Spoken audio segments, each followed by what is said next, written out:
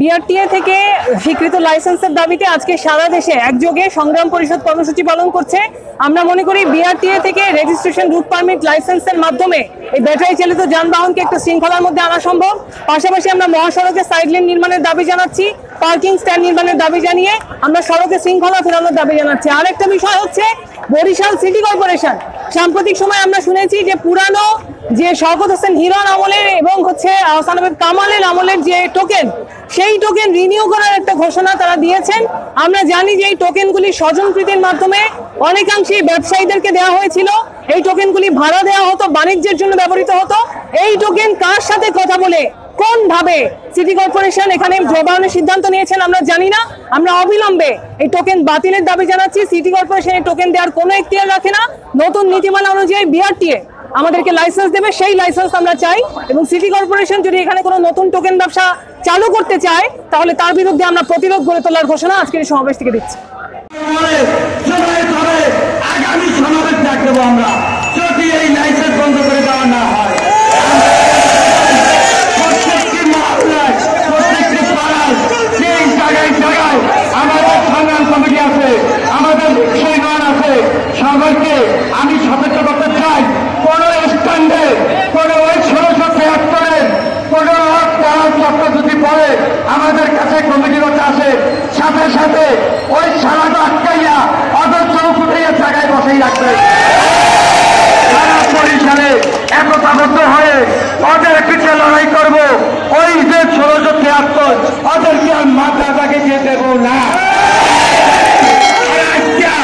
BNP নেতাদের সাথে ওরা ঐক্যবদ্ধ হয়ে ওরা মাঠে নেমেছে। ওই 1673 গুন্ডা বাহিনী, ওই চাঁদা বাহিনী আমরা ইতিমধ্যে দেখেছি। কাশীপুর, আপনারা জানেন 28 নম্বর ওয়ার্ডে কাশীপুরে জামাল গাজী সহ তারা 8 জন নেতৃত্ব দিয়েছিলেন কমিটি করার জন্য। আমি বলেছি আমার নেত্রী ছিল ঢাকা, আমি বলেছি খালি হুকুম করেন, আমি একা যথেষ্ট 28 নম্বর ওয়ার্ডে। ওই গুন্ডা বাহিনী, ওই চাঁদাবাজ আমরা বরিশালে দেখতে চাই না। আমরা চাই এই চরিত্রকে সুশৃঙ্খল দিতে হবে, ন্যায্য অধিকার দিতে হবে, সমান মর্যাদা দিতে হবে। কেননা আমরা একটা জিনিস বাস্তব দেখেছি, আমরা রিক্সা চালাই বলে এমন এক ভদ্রলোক আসছিল, তার সাথে বুক মিলাইতে কষ্ট হয়। আমরা মনে করি উনি মানুষ নয়, উনি পশু। আমরা খেতে খাই, আমরা চুরি করি না, আমরা দালালি করি না, আমরা রাস্তায় গাড়ি চালাইয়া আমরা ভাত খাই। সংগ্রামী বন্ধুরা, সবাই সৈনিক দলের সভাপতি সহ অন্যান্য নেতৃবৃন্দ ছিল, সেখানে আমি নেতৃত্ব যখন আমাদের মিছিলে আসছিল তখনই তিনি আমাদেরকে এমন চড়াই এসে আতঙ্ক নিয়ে আমাদের সামনে এসেছিল। সেটা অনেকে দেখার পর আমি সত্যি আমি অলঙ্কিত। আমি তখন তাদেরকে সতর্ক করে বলেছি, রিক্সা শ্রমিক নিয়ে আপনি তাও ভাড়া করবেন না। তখন তাদেরকে বলার পরও সে আমাদেরকে হুমকি দিয়ে বলেছে পাড়ায় আমরা থাকতে দেবো না। আর আমি 11 নম্বরের সদস্য যারা আছে তাদেরকে সতর্ক করে চাই, আপনারা এই লোককে আপনি দেখেছেন, সেই ছাত্র দলের সেই ছাত্র শ্রমিকেরা তাদেরকে আমরা প্রতিবাদ করবেন। তাই আমার সামনে থাকার জন্য আমি আপনাদের মাঝে কথা দিচ্ছি, যারা ভয় ওখানে রয়েছেন আপনারা ধৈর্য ধরেন। আমি আমার নেত্রীর কাছে এই জন্য সবাই আমি তাদেরকে উপস্থাপনা করলাম। সংগ্রাম বন্ধুগণ, নীতিমালার জন্য আমরা সেই 12 থেকে এখন 2024 সাল এসেছি, কিন্তু স্বৈরাচার থেকে নীতিমালা করার পরে আমরা সেই লাইসেন্স থেকে বঞ্চিত হয়েছি।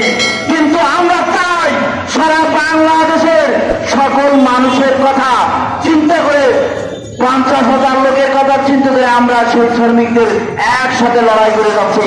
আজকে সারা বাংলাদেশে এই নীতিমালার রায়ের প্রেক্ষাপটে সমস্ত পিআইডি লাইসেন্সের সহ সকল প্রকার আমরা লাইসেন্সের দাবি জানিয়ে আমরা এখানে উপস্থিত হয়েছি। সংগ্রামীরা, সমস্ত ওয়ার্ড ভাইদেরকে আমি আহ্বান জানাবো, আপনাদের উপরে আক্রমণ হবে।